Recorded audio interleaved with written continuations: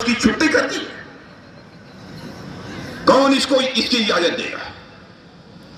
अब कोई करके दिखाए।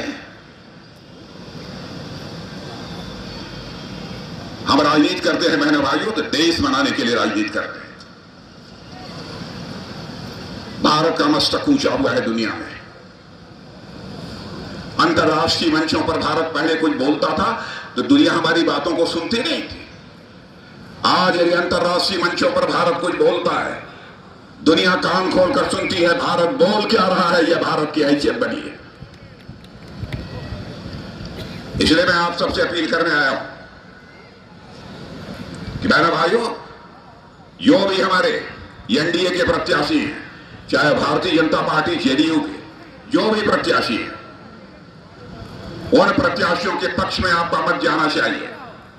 जेडीयू का चुनाव चिन्ह तीर है। बहनों भाइयों, तीर का निशाना खाली नहीं आना चाहिए। यही मैं आप सबसे अपील करने के लिए आया। हम भारत को एक विकसित भारत बनाना चाहते हैं। दुनिया के 3 देशों में तो 2027 को ही आकर खड़े हो जाएंगे। 2047 तक भारत को हम डेवलप्ड कंट्री बनाकर छोड़ेंगे। हम हिंदू मुसलमान इस आधार पर राजनीति करने वाले लोग नहीं, हम इंसाफ और इंसानियत के आधार पर राजनीति करने वाले लोग। अब इन लोगों ने नया सरूफा छोड़ दिया कि हम अब संपत्तियों का सर्वे कराएंगे। निकलना, संपत्तियों का सर्वे कराएंगे। काहे का सर्वे कराएंगे? ईडी सीबीआई ये पूछती है तो अपने संपत्ति के बारे में आप बताते नहीं।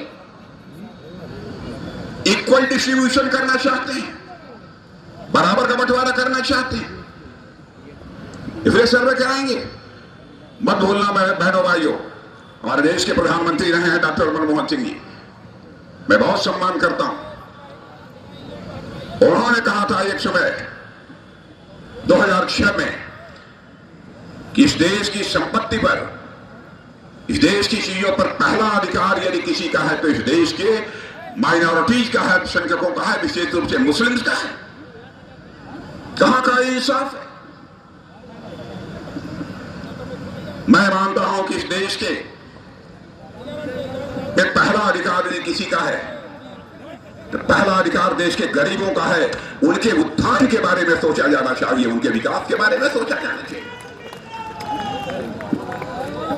आप देश के टुकड़े टुकड़े करना चाहते हैं। बहनों भाइयों, चाहे जो कोई कुछ भी करे, इस काम को हम लोग किसी भी सूरत में नहीं करने देंगे। अब देखिए, आपकी आंखों